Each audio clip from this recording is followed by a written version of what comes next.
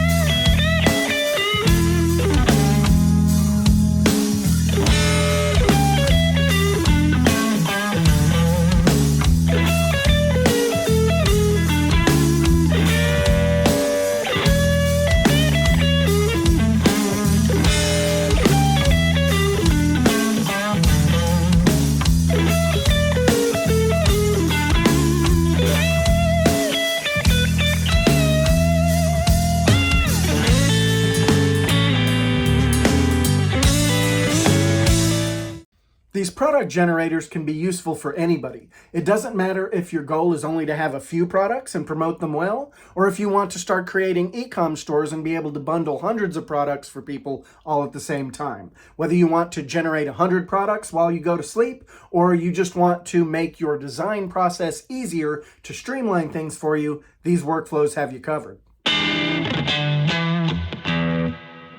To use my workflows, you will need to sign up for 5 platforms. Thank you for using the links down in the description. It helps me keep making these videos. First, you will need to sign up for Make.com, which is the workflow engine. Signing up for Make is free. It's just got a free account where you can run up to 1,000 operations per month without having to upgrade. Pretty sweet. Then you're going to create an account with OpenAI. If you already have one, great. It's actually a different account than your normal ChatGPT account. You will go to platform.openai.com, register an account. Just like Make, creating an OpenAI account is free, but unlike Make, you're going to have to pull out your wallet. In order to use the APIs with OpenAI, you have to top up. To do that, as soon as you're signed in to platform.openai.com, you'll want to come to the top right corner and click on the little gear, and then in the side menu, you'll want to click on Billing. In Billing, you'll want to add to your credit balance, and you'll be able to top up using a credit or debit card. Once you've done that, move on to the next step. You need to go to Ideogram.ai. Ideogram specializes in generating images with perfect text, so this works out great for print on demand. This is what we're going to use to get all those creative graphics and text designs that really aren't possible on platforms like DALL-E or Midjourney. Yeah, they do text too, and they're kind of hit or miss. Ideogram is much more consistent with its perfect text output. Here, you're going to need to sign up with either a Google or Apple account, so choose one or the other. Sign up for your Ideogram account, and once you are signed in to Ideogram, it's important to note you don't want to sign up for a plan yet. There's actually 2 different parts to Ideogram. There's the main interface that you can use right here, and any money that you spend right here is totally separate from the API. To get to the API, you'll want to go to your account settings, and where it says API Beta, click on API Beta, click Accept and Continue, and now you'll have access to create your API keys. Before you can set up any keys, you'll have to click Manage Payment, Personal or Business Use. I'm going to click Personal, and there we go. This is the important part. When I first signed up for Ideogram, I had topped up on the wrong side of things and I ended up sticking $20 into an Ideogram account. You need to make sure that if you're going to be using the API with these workflows, that you top up right here inside of the API documentation. And then next, move on to Printify. Printify is our print-on-demand product provider. They are the people that have the relationships with all the different product makers, and they ship the product for us. It's free to sign up for Printify, but they do have a paid membership, and the primary perk is that your prices are lower. So as you're browsing on the products, notice the price in bold is what you're paying right now, and right beneath it, it's the price that it would be if you had the premium membership. Heads up, if you plan to be selling on a marketplace like eBay or Amazon, places that are going to, they're going to take off the top, they're going to take their percentage, you might find that getting a membership is much better in the long run, because when you start doing volume, the price discounts really do add up. In order to start using my workflows, your products need a place to publish. In Printify, in the top left-hand corner, you want to click the first menu you come to, and you'll want to add a new store. So under the flyout, go to the bottom, add new store. This is where you need to decide where you're going to be selling. You have the option to sell in multiple marketplaces or on your own website. Once you've connected your Printify shop to the platform that you want to sell on, you have a few more things to do before you're ready to start publishing. First, you'll need to go over to the side panel and click on Store Settings. Give your store a name. You need to decide whether or not you intend to sell in Europe. And then click on the Ship From address. You'll leave it as the Printify default unless you're going to be fulfilling orders yourself. Now, the beauty of print on demand, at least for almost everybody that uses it, you don't have to do fulfillment yourself. They ship everything for you. Your customers place the order. They distribute the funds. I mean, what a perfect business model for people who are looking for something a little bit more passive. However, if you do plan to do your own fulfillment, you can also order product and use a custom fulfillment address. Click on Order Settings. The first setting that you see is a very useful setting. I wanted to explain it. Enable order routing. Right here, when you have an order come in from a customer, if it's out of stock with one supplier, it will attempt to route to another supplier. This prevents bottlenecks from happening when you are processing a lot of orders. However, you want to be mindful of your margins. Right here, it allows you to set a maximum price difference. So price discrepancies can happen between suppliers. They do not have the same prices.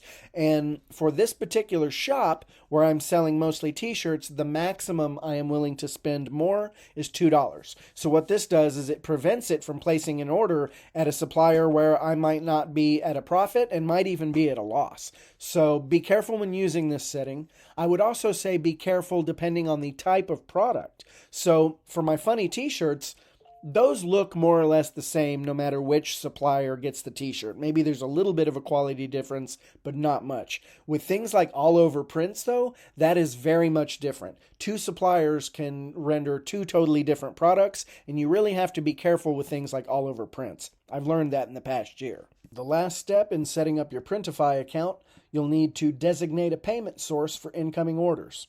Click over on Wallet, and then in the flyout menu, click Payments. Then you'll need to designate a payment source and add a card. The way the order flow works, you receive an order from a customer. It then places the order for your product using your payment source to cover the costs. They then fulfill the order and ship it for you, and you are left with the remainder as your balance. Easy peasy. The last account on our plate for today is DeepAI.org. You want to sign up here. DeepAI is a set of APIs online that we can use to manipulate images and other things. For these workflows, I use it specifically to scale my images so that I can blow up the 10 by 24 size that comes out of the image generator and blow it up to a size that's appropriate for t-shirts, wall art, shower curtains, stuff like that needs a much larger resolution to look good. This also has a background remover, which is great for things like our text graphic t-shirts and coffee mugs. With DeepAI, you get the option to top up and pay as you go, or you can sign up for a membership and get 5 times as many calls. You will click on View Profile once you're signed in, and the first thing you're going to see, add credits. That's how you top up. I find that when you top up, it costs about the same as the other systems that are out there. This will scale to 4x on your images, where if you use the scaler in Ideogram, for instance, they only do a 2x scaling. So I'm using DeepAI because I get better scaling and it's less expensive. I actually opt to go for their monthly membership because then I get 5 times as many calls. So instead of topping up $5, I pay $5 a month and I get 500 image scalings or background removals. Depending on the size of your projects and how much you have going, you can always top up if you have a membership and add more credits. There is a product listing connected to all the videos on this series. If you click on it, it will take you to my web store where you can purchase this workflow bundle. But notice, I'm going to teach you about all of this throughout the series. So if you follow step by step, you don't necessarily need to buy these from me, but it does save you a heck of a lot of time.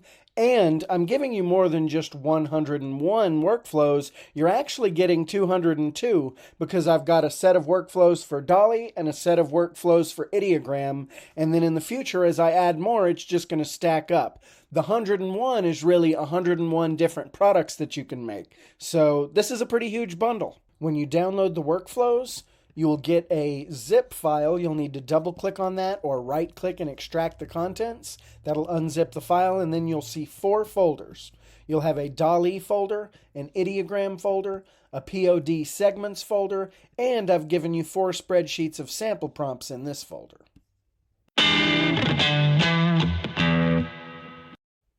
You will need to sign into your Make account. Go ahead and sign into Make. And if you are not familiar with Make, you get a certain amount of processes per month, and the first thing you're going to see when it loads is how many operations you have used and how many you have left. For the free account, you get 1,000, and for the membership, it's 10,000 and up. To install my blueprints, you'll want to go to Create New Scenario, and then down here on the bottom menu where it says More, click here, and you'll go to Import Blueprint. You'll want to select the file, which is in JSON format, and you browse to the folder that you unzipped when you downloaded my workflows, and I'm going to look for funny t-shirt. So we're going to do the funny t-shirt workflow. Select it, open, save, and there we go. It's imported the blueprint.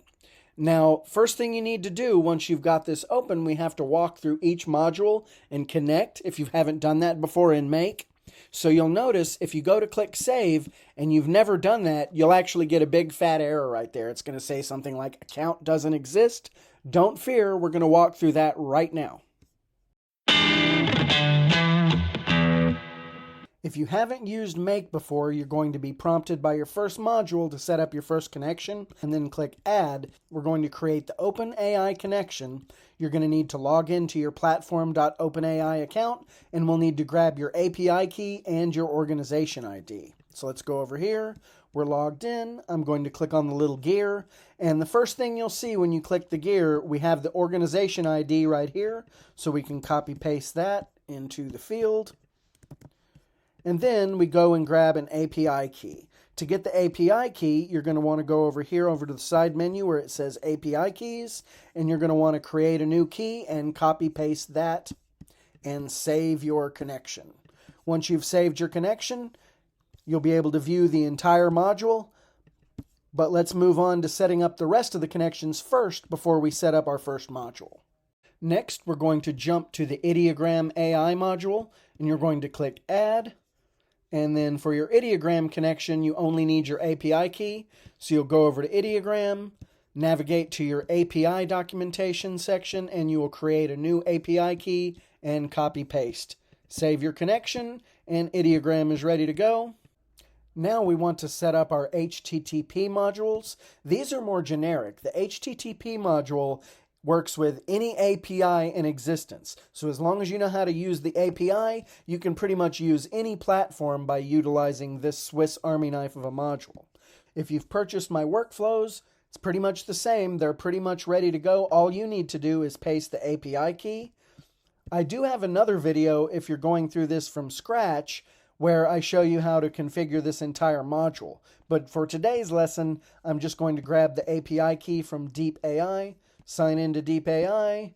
At the top, they have your key right at the top, and don't worry guys, I can always revoke that key and generate another. You guys seem to look out whenever you see one of my keys exposed, but I'm good. So once you've copied that key, paste it right here and save. and do that for the background remover as well. We've already set up your OpenAI, so all you have to do for these modules, they'll still be asking for a connection, and you will be able to select the connection that you just made from your pop-down menu. You do not need to add another one. Do that for both of these OpenAI modules, and then you're going to go to your Printify module, and we're going to do the same thing. We're going to click Add, and you're going to set up your Printify connection. You're going to want to head on over to your Printify account, and then in the bottom left-hand corner, click on Account. From the pop-out menu, click Connections, and here are your API tokens. You'll need to generate a new token and copy-paste it into this field and save. Now you've saved your Printify connection for this module, and you'll need to select the next Printify module, select the connection that you just made from the pop-down menu, and save. So we've got one more thing to set up that is unique to my funny t-shirt generator and also my coffee mug generators that are made to generate witty slogans. So what is different about it? I'm going to go over to the first part of my workflow. Oh, and by the way, kind of a teaching moment. If you're not familiar with the Make interface, it responds to trackpad gestures. I'm on my laptop right now. I can pinch to pinch and zoom, and then I can make the modules larger or I can make them smaller, and I can also click and hold down and then drag, and I can move myself around the workflow. So I'm going to go right over here to the beginning of my blueprint, and what we're going to set up now is a Google Sheet. So if you don't have a Google account, you'll need to create a Google account, and then in your Google Sheets, set up a Google Sheet. Let's do that real quick. So I'm going to type in Google Sheets. Go right here, and if you don't already have an account, you just create one, and then you'll want to create a new Google Sheet. And as you can see down here, I've got lots of different sheets, and the way the sheets work, they are just there to store simple slogans. So let me open up one of my sheets. Here's the dad jokes copy paste, and there you go. These are just a whole bunch of joke statements that were generated by my OpenAI module. Normally, with 99% of my blueprints, you're not having to deal with setting up a Google Sheet. This is actually because I'm using one of my special segments. So if you look at the full workflow, everything from Ideogram and to the right is the normal blueprint. That's what you would expect out of all of my product generators. Over here to the left is a special segment. These three modules are what I call my joke generator segment. The joke generator segment has three primary functions. It uses an OpenAI module to generate the joke. It uses a verify delay, which gives me 30 seconds to examine the output that came from the joke generator and verify if that joke is indeed funny. If I like it, I allow it to pass to the third module, joke storage. All this does is store my jokes in a spreadsheet so that I can use them later. Now that we've got all of our modules and platforms connected, let's give this funny t-shirt generator a spin, shall we? Go down to the bottom left-hand corner and click Run Once, and it has already generated the joke, and now we're in the Verify Delay. I'm going to drill down under this little magnifying glass on the OpenAI module, under Output, Choices, 1, Message, Sizzling Sausage Party. All right. So let's see what this comes up with. It's still in the delay, but I'm going to let it pass into my storage spreadsheet. Once it stores the joke, it's going to pass it over to Ideogram to generate the graphics. Now we're generating the graphics. After it's done generating the graphics, it'll pass it over to the image scaler. It's going to blow it up big enough to look good on a t-shirt. Then it's going to pass from the image scaler over to the background remover. This will knock out any background on complex text for me. Then it'll generate a title based on the image, a product description based on the title. We're uploading our finished image, and now we're creating the product. It's pretty much done before I could finish running my mouth, and it's not always that way. Sometimes it's a bit slower. Let's go over to Printify, and let's see what it has created. I'm going to refresh my screen. Sizzling Sausage Party. That graphic is a little Dick Tracy-ish, and I know why. Let's take a look at some of the other shirts that I've created today. Why did the sperm cross the road?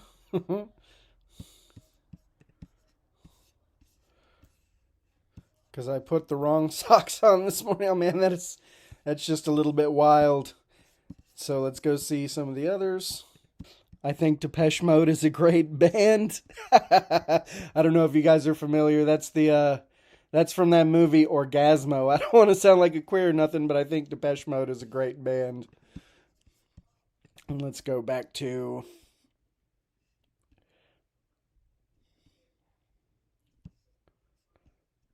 This one's a good one. Oh, you trade stocks? How about a little strategic repositioning? Yeah, a little nerdy, but it is what it is. So you might be noticing my output is widely variable right here. Like, you're probably thinking to yourself, well, how do you get all these different types of jokes, and how does that actually happen? Let's pop the hood and see what's inside. The two modules that make up the secret sauce of my t-shirt generators and coffee mug generators, really what makes this segment shine, it needs the joke generator, but that works in combination with the graphic generator, which in this case, the best one for it is Ideogram, especially for anything text graphics. There is no comparison. These two in concert are what is going to equal funny or meh. So let's take a look. I'm going to click on OpenAI. You're going to select Method, Create a Chat Completion. The model that I use is GPT-4o Mini. This one is the best blend of the latest and greatest while also being a little bit lighter on the wallet. It doesn't cost so much to use. Under Messages, you're going to define the role as assistant. This is where you're telling the AI, this is what you are. You are a professional writer of clever innuendos and jokes and puns. Then we have Message 2, and this is where I define my input. So for user, this is the prompt. Come up with a creative and hilarious dirty sexual innuendo band name or short statement. A single very short statement such as love tunnel or docking specialist.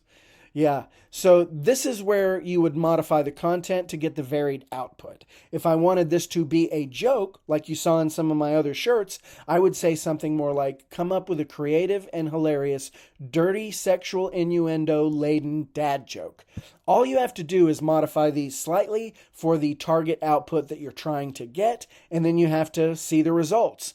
It's kind of like Mad Libs, actually, which is why I love it. You never quite know what you're going to get.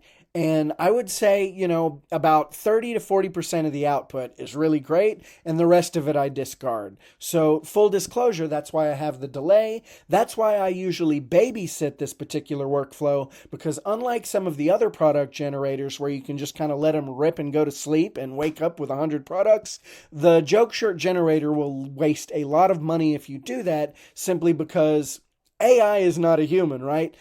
When it nails it, it's hilarious, but when it doesn't, because it doesn't really understand humor, it doesn't really yet, it's not conscious. So I recommend highly that you babysit this process. So let's go down. So response format, you want it to be text. Max completion tokens controls the length of the output. So in the case of a short statement, I wanted to keep it short. I chose 32 characters. If you really want to have a joke that might have more characters than that, you might extend this out to 100. That way it can capture a couple sentences worth of content. Temperature, I've upped it. Normally the temperature is 1. I've gone with 1.1, and the reason, this gives it a little bit more creativity to step outside of the box and randomly combine things, and that's where you really get the Mad Lib effect. Top P is 1, number is 1. Top P is set to 1. This right here is the number of responses that you want returned, and for our purposes, there's no reason to generate more than one response. Now let's stroll over to Ideogram and open it, and let's read what I have entered in the prompt field. Come up with a t-shirt design with the 1950s Dick Tracy style man in smoking jacket with cigarette smirking. That's why that happened to that graphic. I forgot I had inserted this. I was experimenting with new prompts. Include text graphics of the following text, and then right here it maps to the output of our OpenAI module. What do I mean by mapping? Well, if you're downloading my workflows, You can just leave it as it is. You don't really have to worry about it. It comes pre-built. If you're building these from scratch, in Make, mapping is when you put your cursor down in any field, and that will show you the returned output of modules that have happened before this module. And in this case, I'm referencing joke generator, drilling down under choice, message, and when I select message content, it selects my first module and the message content. I click on that and it places these two items right here. That right there is the placeholder. What that means is when it's feeding the prompt into Ideogram to generate the graphic, the prompt now goes a little something like this. Come up with a t-shirt design with a 1950s Dick Tracy style man in smoking jacket with cigarette smirking. Include text graphics of the following text, in which case now it would insert sizzling sausage party. The text should be any bright color on a black background, and then in parentheses I've defined the hex color for absolute black.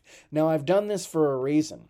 When you tell it to come up with a graphic on a black background, I've noticed with AI that sometimes it won't really use true black. It'll be like gray compared to other things. This can be a problem when you're trying to remove the background. It's better for it to be stark black.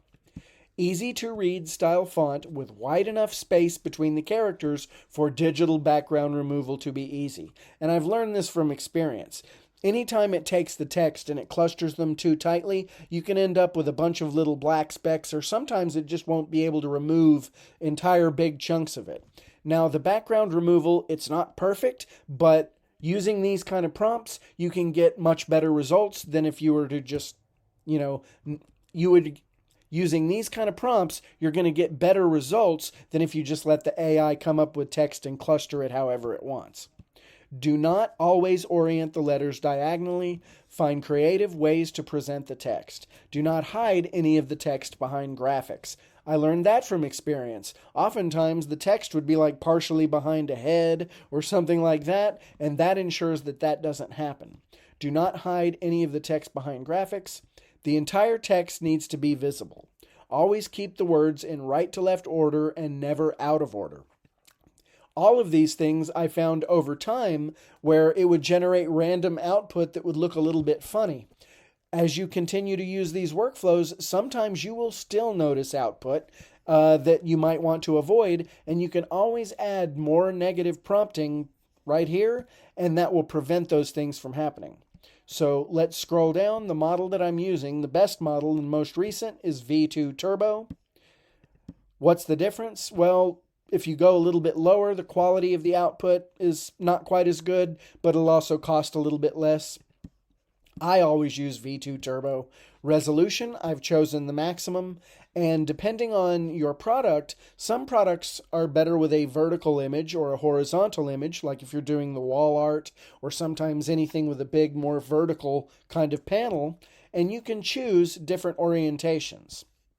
So for what I'm making here, a t-shirt graphic, I just go with the square 10 by 24 by 10 by 24. That's the largest resolution in square. And for this, I have design type as design.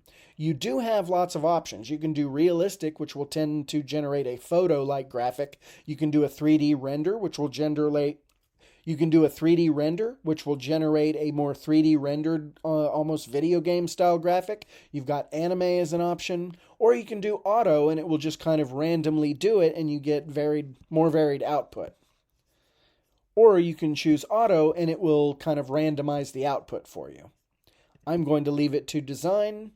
And then magic prompt option. This is debatable. If you have magic prompt on, what it's going to do is modify your prompt and make changes that it thinks will be better for some reason. Sometimes it's better, sometimes it's not, but if you want total control, you might want to turn this magic prompt option off, and then it's going to stick to exactly what you type in right here. Under advanced settings, there's nothing but seed, and we're not going to use that, and we will click save. Those two right there are what create the varied output that you get in my t-shirt generators and various products that use the joke or statement generator segment. That's it for today's video. That's the meat and potatoes of the joke t-shirt generator. I hope you've enjoyed this video. I hope it helps empower you in your AI automation journey.